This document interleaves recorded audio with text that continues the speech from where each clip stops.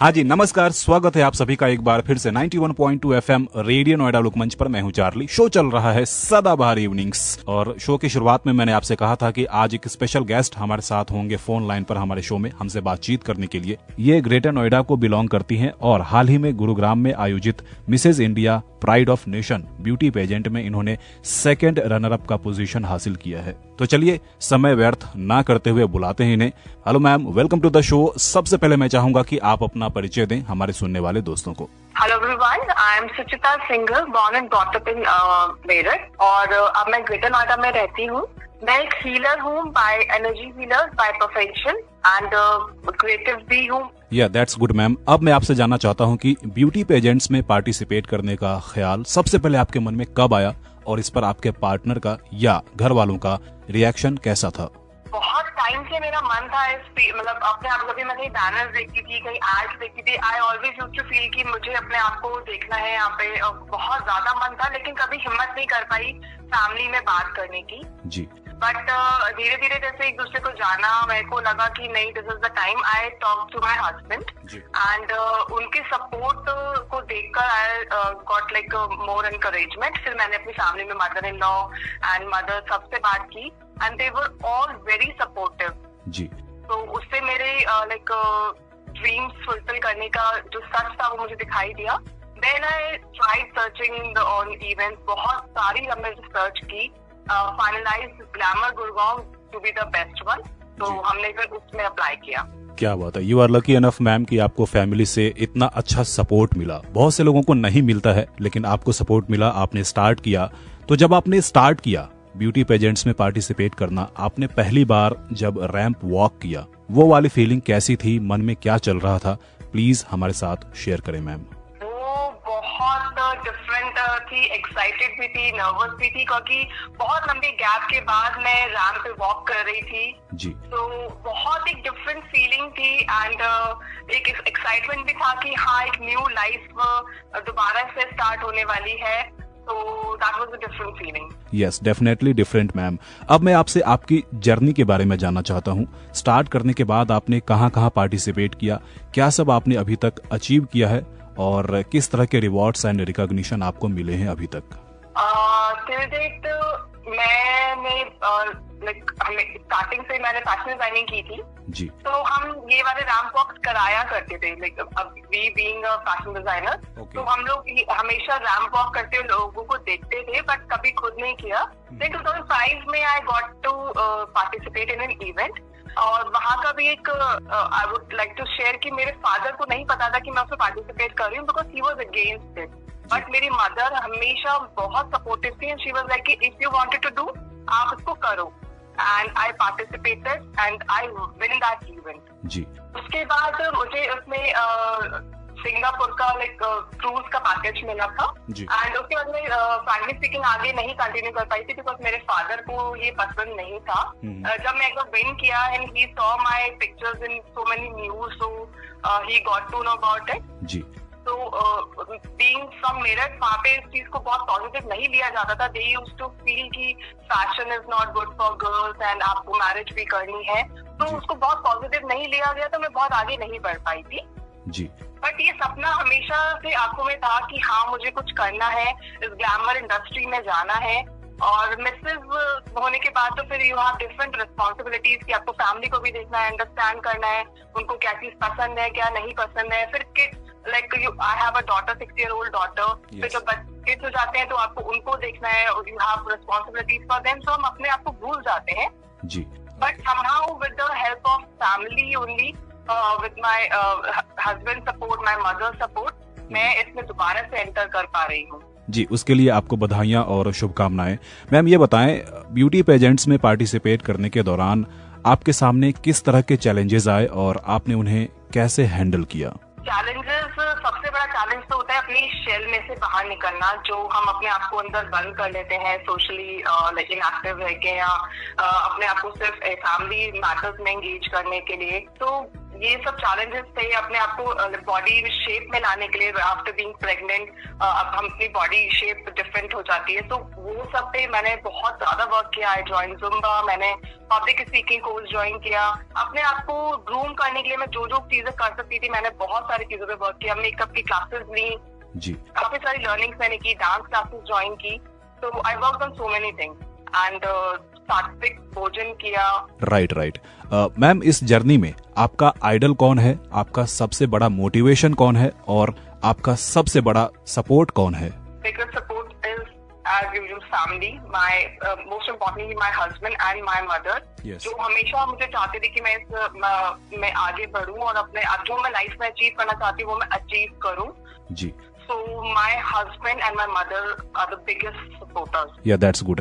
और मैम, आपका role model कौन है इस फील्ड में और सबसे बड़ा मोटिवेशन कौन है? कहाँ से आपको मोटिवेशन मिलता है?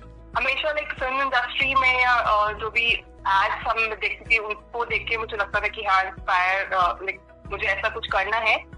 जब मैं ऑडिशन के लिए गई थी प्राइड ऑफ नेशन के ऑडिशन में, तो मैंने वहाँ नम्रता सेनानी से मिली थी जो वहाँ की 2018 की विनर भी नहीं है। तो उनको मैंने देखा था, उन्होंने more than hundreds of ads किए हुए after being a part of pride of nation और she is a part of so many other things also. तो उनको देखकर मुझे और भी ज्यादा एनकरेजमेंट मिला था कि इन इवेंट्स में पार्टिसिपेट करके we can do lot many more things. वाह, क्या बात है। अच्छा, जब आपने टाइटल जीता था मैम, तब आपके मन में क्या चल रहा था? वो वाली जो फीलिंग्स हैं प्लीज वो बयां करें हमारे सामने। जब मैं यहाँ से गई थी बीइंग अ फाइनलिस्ट, तो मेरे मन में था कि yes I can do something, I have this, तो मतलब मैं अचीव कर सकती हूँ।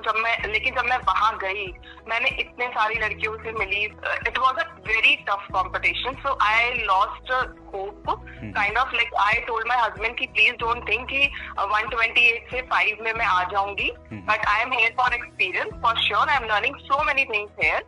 बट उसके बाद से 23 टाइटल्स, सब टाइटल्स थे वो अनाउंस हुए, तो उसमें मेरा कहीं नाम नहीं आया। So I was like on lower side, I just sat inside. एकदम से जब टॉप 5 का अनाउंसमेंट में थर्ड नेम मेरा था, माय नंबर वाज 35 एंड मेरा नेम अनाउंस हुआ, I can tell you that feeling was amazing.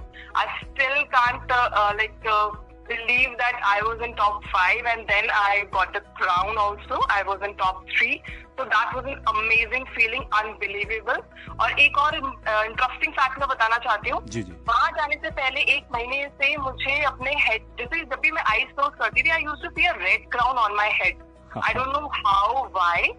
But जब भी मैं आईज क्लोज करती थी, I used to feel कि रेड क्राउन है, जबकि मुझे कुछ नहीं पता था कौन से कलर का ये लोग क्राउन देते हैं, कौन सा मिलता है, इट विल बी ब्लू और red for what category it is. तो वो मुझे नहीं समझ आता था कि वो कैसे दिख रहा है, और when it was on my head I was like wow. That's interesting and amazing ma'am. Title जीतने के बाद आपने क्या सोचा, आगे कहाँ तक जाना है, क्या करना है आगे?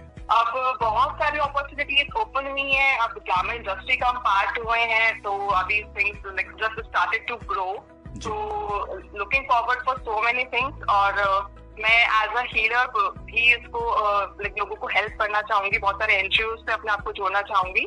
और मेरा हमेशा से, अभी नहीं हमेशा से, मेरे को लाइक पुअर चिल्ड्रन जो होते हैं उनको हेल्प करने का, जो एल्डरलीज हैं जो रोड पर है, उनकी फैमिली उनको सपोर्ट नहीं कर रही है, उनके लिए भी मैं आगे कुछ करना चाहूंगी। जी, निश्चित तौर पे आप आगे जो कुछ भी करना चाहती हैं मैम, सोसाइटी के लिए या फिर अपने लिए, आपको उसके लिए शुभकामनाएं। आपके साथ कोई फैन मोमेंट कभी रहा हो या फिर कोई यादगार लम्हा पेजेंट के दौरान या रैंप वॉक के दौरान जो आपको हमेशा के लिए याद रह गया हो, ऐसा कोई मोमेंट रहा है आपका? I have a YouTube channel, तो जब मैं पेजेंट में गई वहाँ पे one girl came to me and she said कि I have seen you somewhere, and उसने मेरा चैनल देखा हुआ था, she was knowing me, so that was a good moment. And after winning the pageant, मैं जहाँ पर भी जा रही हूँ हर कोई मेरे साथ पिक्चर्स क्लिक करा रहा है, and people are like I want autograph from you. एक बहुत डिफरेंट फीलिंग है। एक घर की मैरिज थी, I just went there, each and everybody took picture with me. I used to be a very shy girl earlier, but now I can see a different person in me, and जो आसपास के लोग हैं, like they are changing. Yeah that's great ma'am. जब आप किसी pageant में participate कर रही होती हैं या उसके लिए तैयारियां कर रही होती हैं, तब आप टाइम मैनेज कैसे करती हैं? क्योंकि इसकी वजह से कई बार ऐसा होता होगा कि आप घर में कुछ काम मिस कर देती होंगी या घर में टाइम नहीं दे पाती होंगी, तो कैसे बैलेंस होता है, ये सब कैसे मैनेज होता है? बेसिकली दिक्कत आती है when we have to manage kids also, home also, and your professional things also. Yes. But जब फैमिली की सपोर्ट होती है तो ये सब चीजें बहुत इजीली मैनेज हो जाती हैं।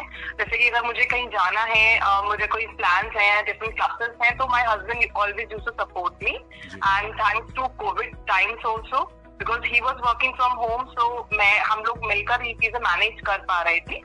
तो in all I would say कि थोड़ा सा हाँ मिस आउट होता है, जैसे उसकी स्टडीज पे मैं बहुत अच्छे से फोकस नहीं कर पाती थी, बस मिक्स एंड मैच करके भी used to work on it. जी, ओके। एक सवाल मैम जो आपसे वहाँ इवेंट में भी पूछा जाता होगा, पेजेंट में भी, according to you what is beauty? सुंदरता के क्या मायने हैं? See, beauty is not just the outer beauty, it's all about inner beauty also. आप अंदर से कैसे हैं, आप शो ऑफ तो नहीं कर रहे हैं, आप जैसे हैं वैसे ही दुनिया में हैं। How much you can make people happy and how much happier you are, so it's a mix of so many things, not just the facial beauty. जी, एंड मैम ब्यूटी पेजेंट्स में सक्सेसफुल होने के क्या मायने हैं? I mean इस field में career के लिए कितना स्कोप है?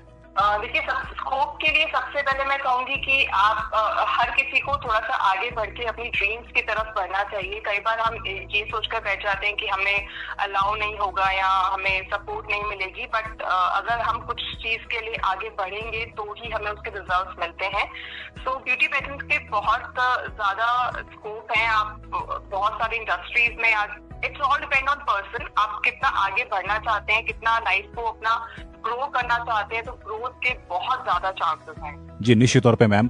चलते चलते आपसे अंतिम सवाल करना चाहूंगा, इस फील्ड में आने की चाहत रखने वाले न्यू कमर्स और स्ट्रगलर्स को क्या मैसेज देना चाहेंगी आप?